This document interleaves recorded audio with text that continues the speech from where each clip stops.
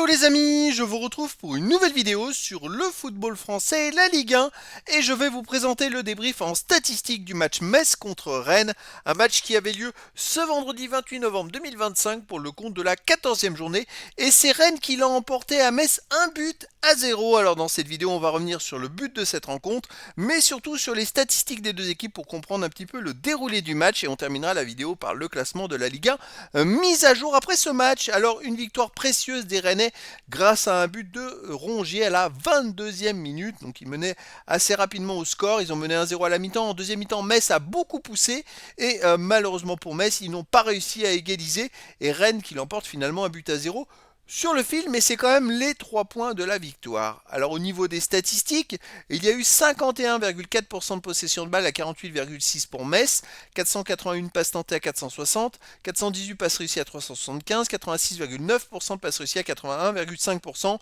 collectivement, Metz a été légèrement au-dessus de Rennes. En même temps, ils ont été menés quasiment tout le match, donc il fallait qu'ils fassent le maximum pour essayer de revenir.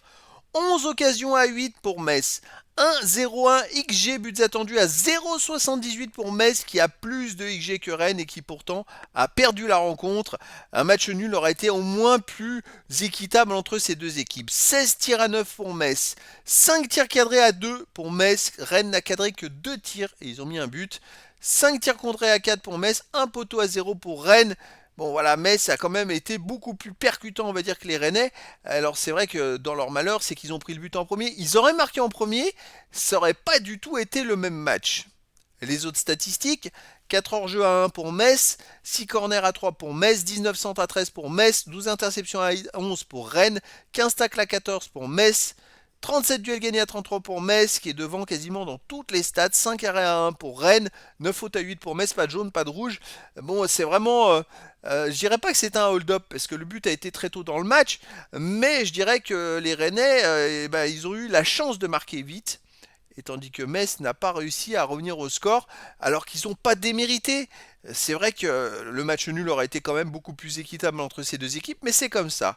Alors au classement, Rennes continue sa remontada et est maintenant 4ème avec 24 points en 14 matchs, 6 victoires, 6 nuls, 2 défaites, 24 buts marqués, 18 encaissés, plus 6 de différence de but.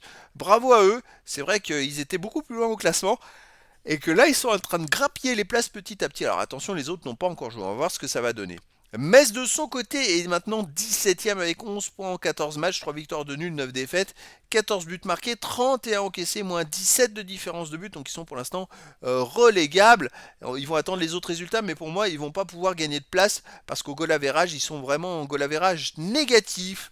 Donc voilà les amis, c'était le débrief en statistique du match Metz contre Rennes, un match qui s'est terminé par la victoire de Rennes à Metz, 1-0. Voilà les amis, je vous dis à très bientôt pour une nouvelle vidéo.